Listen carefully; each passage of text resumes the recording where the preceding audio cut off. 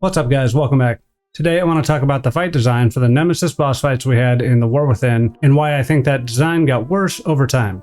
Ever since the introduction of the Mage Tower in Legion, a lot of players have been excited for any solo challenge content that Blizzard can bring us. And while getting cool rewards is a part of what kind of makes that stuff special, and frankly the sole motivation for a lot of people to complete those fights, I think the time-limited nature of those rewards is a motivating factor for the fight design and a reason why Blizzard has kind of changed their design philosophy for these fights across the expansion, or at the very least has been a reason why Blizzard is responding, with each new fight design being a good bit different than the previous, and certainly addressing problems that a lot of players had with that previous fight. I know a lot of people do these things for the challenge and for the rewards. I know it's not one or the other, but I think the fight designs have gotten worse over time, and I think a lot of that is based on feedback from the previous fight. And I guess a very unpopular opinion would be to remove the rewards, or at least the exclusivity of those rewards. Blizzard has certainly made the call to never lock power gains behind challenging fights like this. And while I can understand that, I think you have just as much, if not more of a problem when you lock any kind of cosmetics, even if they're not cool, behind something like this, certainly in a contained 6-month window to the specific season. Now the rewards can be obtained down the line at a 1% drop rate. I think that's certainly a better compromise than nothing. A lot of people like going back and farming old raids for mounts, and I don't really begrudge it when it comes to the Nemesis fights. But I just wish Blizzard would stop compromising their fight design for solo challenge content because of the loud feedback you get from people that want the rewards and feel like things aren't balanced across different specs or classes or roles or whatever. Frankly, WoW just doesn't have challenging solo player content, but I do think it's very popular for a lot of people. I just think that there's plenty of room in WoW to give people challenging solo player content and not have to have rewards locked behind them, because I think it just negatively influences the design. I think there's far more people that become upset with these fights because there's a reward or a feat of strength or something, because people can't help themselves except have to get everything in the game. But when you think about the nature of why they're designing the fights, it's to give solo players a challenge. Kind of wish there was a way not to taint that with rewards that we're going to draw in a number of people that just want the reward and don't really care about the content. I think that idea is pervasive across all of WoW, and is something that greatly hampers game design. It doesn't allow them to take risks or to make content actually difficult. I'm not saying these fights aren't difficult, but when you consider that people are generally just going to do it once for the rewards and then never touch it again, it makes me feel like Blizz makes them hard enough, not actually super duper difficult. There's always going to be people that aren't going to be able to do it, and there's always going to be people that think 30 attempts is too many attempts to try to do something like this, and they don't want the stupid mount skin or whatever. But I think you need to look at people that want a challenge in the game, because there really isn't challenging content to be had. Early heroic, mythic raids, super high keys, that's great, that's all group content. I don't see any reason why we can't have incredibly difficult solo content that just allows the players to test themselves. I think it's perfectly possible to make that content. Either way, that's all about the why. I'm more concerned about the what is making the fight design worse when it comes to the Nemesis bosses from season to season. I think there's two main problems when it comes to this. The number one problem is homogeneity, and that's making the fights more similar across all of the classes and specs than the previous fight was. And the second factor is kind of similar but adjacent, and that's a direct response to what the player base as a whole has a problem with when it comes to the fight design of those fights. So like critical melee strikes on Zekvir, seemingly random ad placement on Zekvir, bomb kicking on the Underpin, boss positioning on the Underpin, to the one-shot dodging and player positioning required on ky'veza. You could come to the conclusion that I think Zekvir is a better designed fight than the Underpin and ky'veza, and I actually think that's true. And yeah, I think Underpin is a better designed fight than ky'veza. I think it's just been a decline from first fight to second to third fight, and I just wish we had more fights. It would have allowed them more opportunities to try things or to respond directly to feedback without having that feedback drive the entirety of the design of next season's single fight. But let's talk about it a little bit. What makes Zekvir a better fight than the Underpin and ky'veza? So what did Zekvir do? Zekvir had an interrupt that every class could manage with their interrupt toolkit. If you had a melee interrupt, you could interrupt every heal cast. If you had Boomkin or Shadow Priest interrupt, you could still interrupt every heal cast. It was tuned for the spec you were playing. Now, if you were a Boomkin without Skull Bash at the time or a Shadow Priest, You could run into a scenario where you interrupted Zekvir, pushed him to a 60% phase, which caused him to phase transition and start a new cadence of abilities, and he would throw out one more heal, probably before your cooldown was back up, but that was a very rare situation and it only happened once across the fight. I wouldn't even say that was overlooked, though it was probably overlooked. It wasn't something that absolutely obliterated your chance of defeating the fight, because the fight did get much easier after 60% because of the much less melee damage you had to worry about. You were just spending a little bit more time dodging one-shots. You had the new channeled Armageddon ability, and just like the shield channel ability after 82% on Underpin, ate up a lot of that downtime and allowed the boss's ability cooldowns to stack back up against each other, so you had much fewer melee attacks you had to deal with throughout the rest of the fight. Additionally, if you were a disc or holy priest with no interrupt, DPS Brand actually had smart tech that allowed him to interrupt the heal every time it came out. But as a healer, you literally just dispelled that, or used your talented fade and then dispelled Bran of that dot, and then canceling your fade buff so that Bran didn't have to tank boss or potentially run outside of the room, which you could do, which was very annoying. Either way, healers were fine when it came to that mechanic, and then Blizzard paying enough attention so that they could have Bran interrupt that heal. Good job on Blizzard. I was a little surprised when I first saw that. A lot of people just assumed healing priests couldn't do the fight because you couldn't outdamage the heal when they didn't have to deal with the heal at all in the first place. So having to interrupt that heal was something every class had to do to a degree. Some classes like Shaman and DK could even get away with kicking the occasional corrosive spittle and then also kicking the subsequent heal because they would have a 12-second cooldown. That's an example of making the fight similar across the classes in a good way. You really shouldn't be punished if you're a Shadow Priest or a Boomkin and you can't interrupt the heal every 20 seconds. That would be silly. And of course, at the time, Boomkin could also spec into Skull Bash, which, you can't do anymore, which probably makes design on stuff like that a little bit easier for them. Moving on. But then we had the Corrosive Spittle, and this was the best design for a boss ability. It was different for every class, and sometimes different for specs within that same class. So Corrosive Spittle had a 25-second cooldown and like a 2-second cast. It's a huge damage over time effect, but also a snare slow effect, meaning if you had something that removed snares and slows, you would remove this massive dot from you. So if you were a paladin, you could immune it or remove it with Blessing of Freedom. Priests could remove it with a talented fade, provided they took 1 point in fade cooldown reduction, making it a 25-second cooldown, and also took the talent that allowed fade to remove snares and slows. Druids could form shift or cancel form every spittle. Mages could use a talented mage barrier to remove every single one. Warlocks were a little trickier. You had a 30-second cooldown on demonic circle teleport, which removed snares and slows, which meant the only way to deal with 2 in a row would be to hit the first one immediately and then have a defensive or a health zone or brand potions or a tick or 2 if Brand's 1-minute dispel CD was not available to cleanse you, or to soul burn demonic circle teleport 1 a little bit early so that you had the snare and slow immunity, and so that demonic circle teleport would be up a little bit sooner for the next one. You're also juggling Brand's 1-minute CD. It's technically up for every other one, but you'd have to take about a third of that dot's duration in damage, which required a lot of healing and likely got you killed when you combine it with all of the melee attacks you're also eating at that point. You also had rogues that had a 2-minute Cloak of Shadows. They could also vanish to dispel it, but that could occasionally have problems with the boss's resetting, or at least aggro going on Bran and causing him to leap backwards out of the room, resetting the fight. And if you were an outlaw rogue, you could use a single combo point Blade Dance to remove that debuff off you, because that teleport effect removed any snares and slows, just a product of how it works.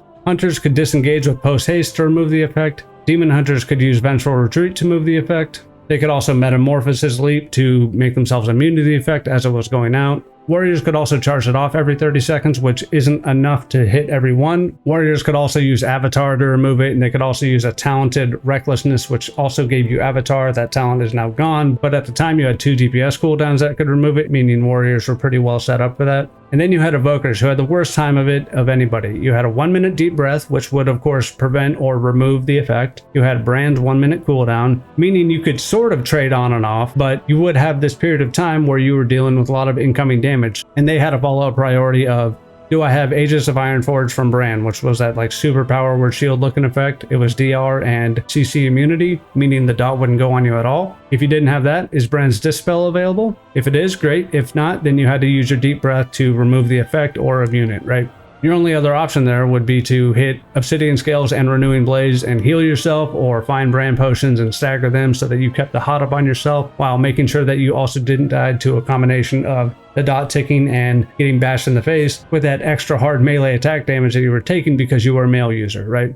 And then you had monks, and they had multiple different ways of dealing with it. You had an ability on roll or chi torpedo that would allow the effect to be removed. You had diffuse magic, and you also had good defensives like karma that allowed you to help live through it as long as you were picking up brand potions. And I mentioned shamans already, but they had thunderous paws, which is a 20 or 25 second cooldown on ghost wolf, acting as a snare break. If you didn't have that, you had spirit walk, which was off the global cooldown, and you also had wind rush totem if you, for whatever reason, didn't have the other two buttons. But that also dispelled you on a little bit of a delay, so it was a little trickier to use. I didn't even spec into it at that point. But so you had corrosive spittle, and it was not equal across all classes, but if you didn't pay attention to your debuffs for even a second when it was on you, you would die very quickly. Sure, some classes had it easier than others, but I feel like for a fight that you only have to defeat once, pretty much everybody had an okay time of it with the exception of evokers. Good to know that you could also line of sight the actual cast. So if you were an evoker or a rogue that didn't want to use vanish or killing spree, you could do a very cheeky line of sight on the cast, and you only needed to be line of sight once the cast actually went through, and you would avoid it completely, and that would buy you a good bit of time. It felt really good to do on those classes, and you had the door architecture in the front and back of the room that allowed you to pull it off, so I kind of like that.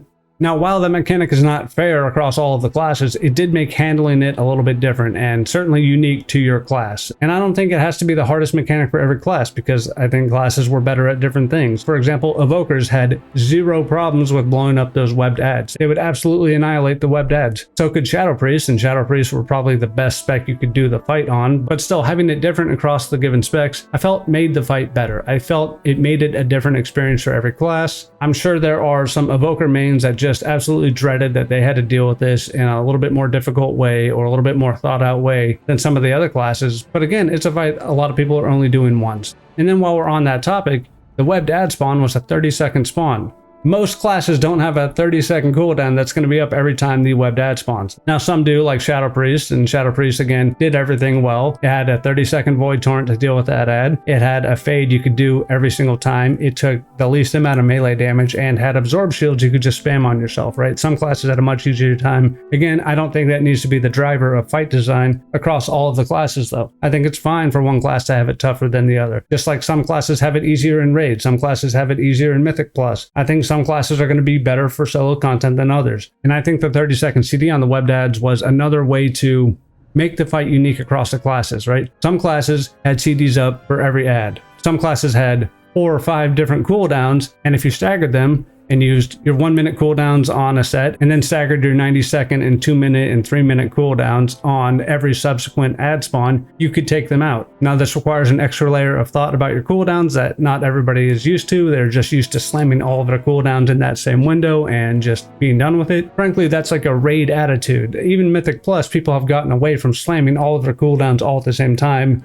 At the very least, you're going to pull around that so you can do a huge pull and kill everything. But typically, if you have a 3-minute cooldown, but you know every one of your other buddies is going to pop off and you have a forced 2-mob pull, right? Like you're going to save that for the boss that's right after. I don't know. I feel like you should have to think about your cooldowns. It's a solo fight. It doesn't matter if you do it in 4 minutes, 6 minutes, 10 minutes, right? Until you got to ky'veza, who had ramping damage, but also no reason to hold your cooldowns for anything. So, we'll get to that.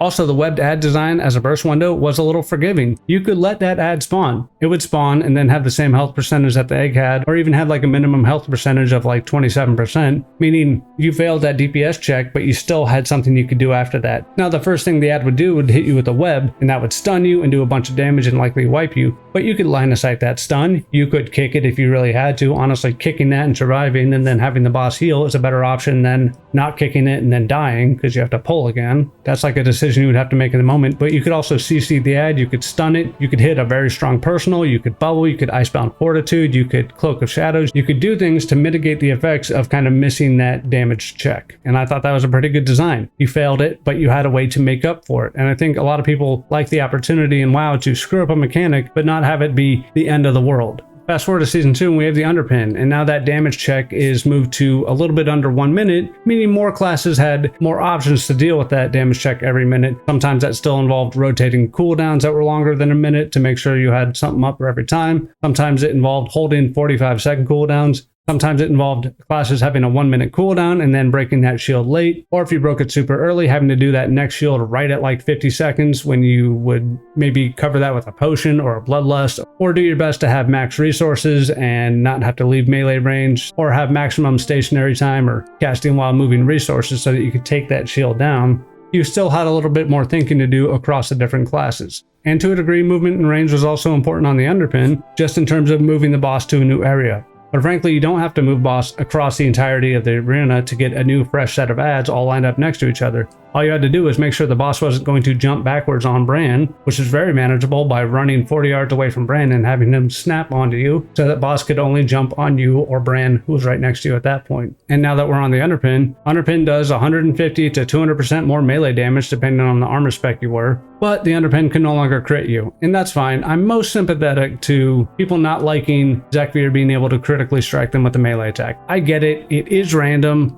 A lot of people don't pay that close attention to their health, but in a solo challenge, I feel like it's not this incredible ask, especially when you get to bring an NPC healer that throws potions on the ground that allows you to control the vast majority of the healing that you get at any given point, and pretty much allows you to keep 80, 90%, technically 100% uptime on this hot rolling on you until that next set of potions is out. But the Underpin can't crit you, and he's not spawning webbed ads next to a very high wall and then baiting you onto that and then hitting you with this undodgeable Frontal Cone attack if you've left him in the middle of the room, which you are generally going to be doing to maximize your ability to get to any part of the room to deal with the ads. And if you're melee, you're not fighting this high wall with your camera or anything like that. They really took a lot of the heat off the fight with the Underpin. Even as a melee, you could just run away from the boss and have a lot of time not getting hit in the face, whereas Zekvir, he's always hitting you, he's always right next to you, unless he's queuing up a cast that you have to run back and kick, or a frontal that he's baiting on top of this webbed ad that you have to deal with, which a lot of people had timers. If you did the fight without timers, you just kind of knew, just wait, what's the next thing he's going to do when the ad spawns? You could even run partially away, but not in the direction of the webbed ad. Stay mid-range from the boss, wait for that frontal claw smash to go out, and then run out of that smaller width segment of that claw smash to that safe area where you could then proceed to that webbed ad and deal with it. We also had bomb kicking on the Underpin. People absolutely hated this, and I hated how much people hated it. So interacting with objects on the ground in a fight has been around forever. We even had Mechagon, where bomb kicking was part of the first boss's mechanics. You would just kick bombs into the boss. Probably decent practice for what you had to do on the Underpin, but people didn't like it. A lot of people do it with their mouse, which also gets caught on other things as you're trying to right click it, especially the boss's hitbox if it's close enough. And I can understand frustration there, but having the interact with target keybind has been an option since mid-Dragonflight. You've been able to macro it since before Dragonflight. And it's a better way to deal with the mechanic. It doesn't conflict with boss models or anything like that. You're next to the bomb, you hit your interact keybind, and there the bomb goes in the direction that you're facing, right? But people really hated it. People didn't like lining it up. They feel like they didn't have the opportunity to do it. And they also didn't like that the ads could spawn not in clumps of 5, meaning you would have to kick 4 or 5 or maybe even 6 bombs to deal with all of the ads, with people being under the impression that if you didn't do it in 3, you were screwed, where realistically you could have 4 different ads up on 4 different areas of the room and still deal with the fight. They just did extra shoot damage that was like 1/5 of the melee damage that you would have to deal with, and a telegraphed dodge 'em that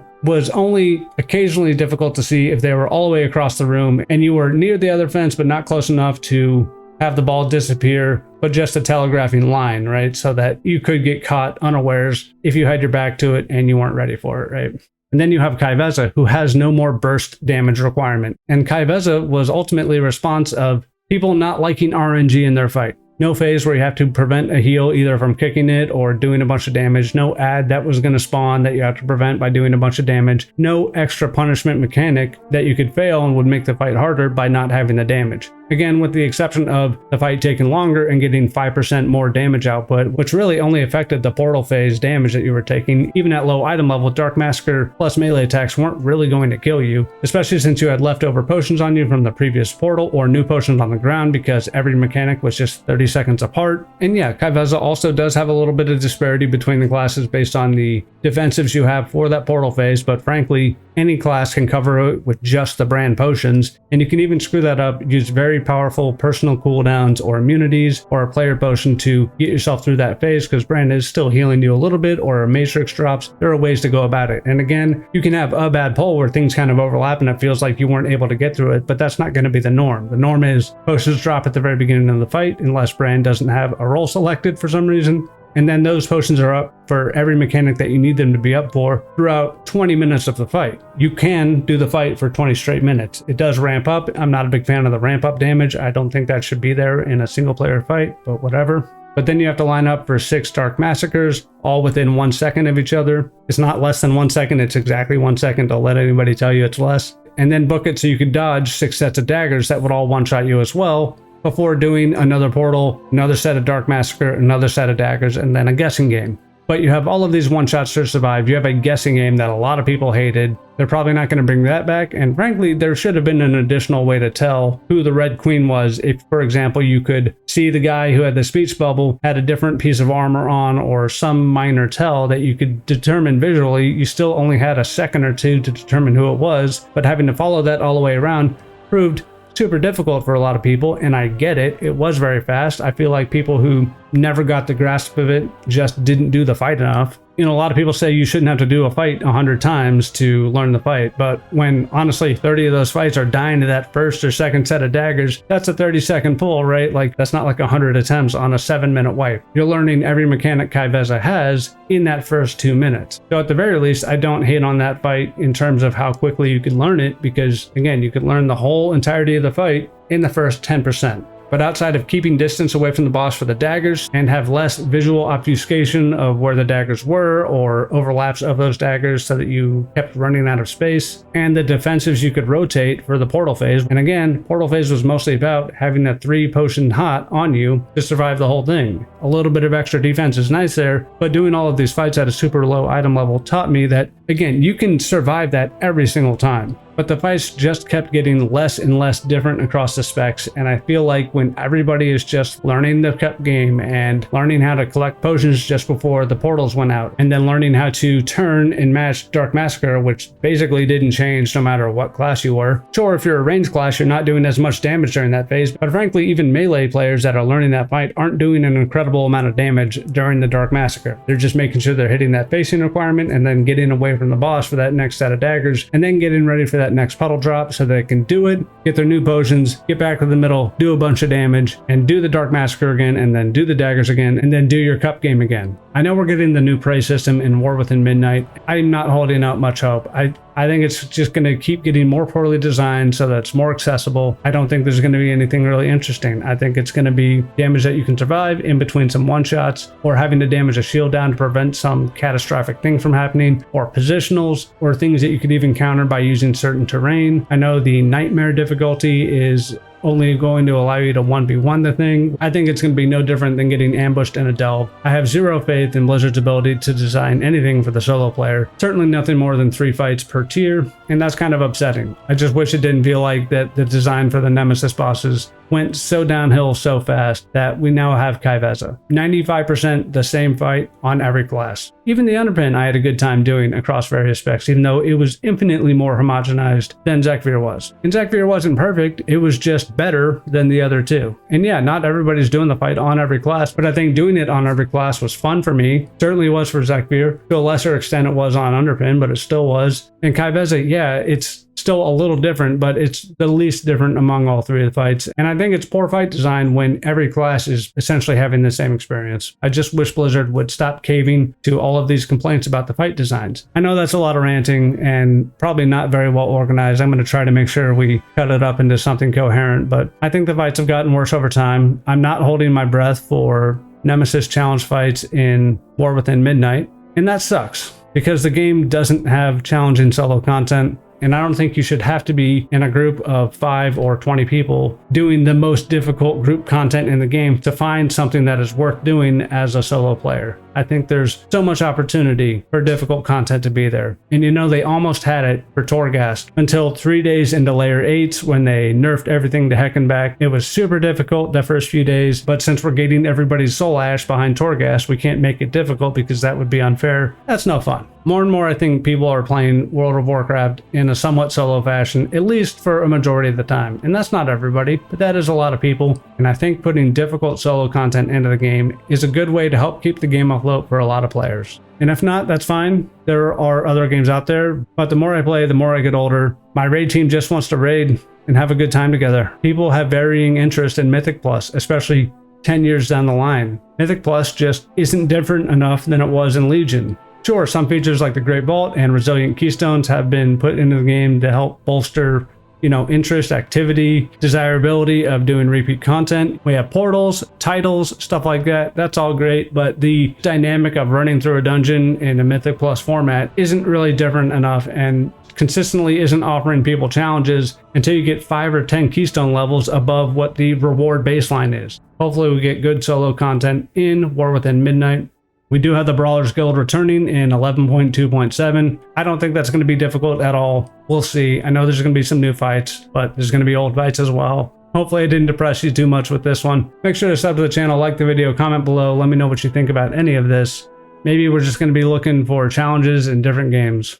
In a lot of ways, I feel like it's time to move on. Maybe WoW is just that game where I'm going to raid a couple of times a week with my friends and kind of have that be it. The solo challenge content is super infrequent and seems to suffer a lot from that feedback bloat that like, a camel is a horse by committee kind of issue where I don't want a camel, I'm looking for a horse. I think Blizzard should just let some people cook up some fights, make them difficult, and give us more than one per tier. Having 3 difficult fights throughout the entire expansion and having them get worse every time is not fun. Maybe we need to have an extra difficulty added where there's no rewards, no feats of strength, nothing behind it other than just being able to do the fight. And I know that doesn't jive with Blizzard's current design philosophy where if you make something, you have to have good participation metrics, otherwise it has failed. I don't think that's always the case. I didn't mean to end the video in such a depressing manner, but yeah, that's where I got to. So anyway, let me know what you think. Sub to the channel, like the video, comment below, do all that stuff.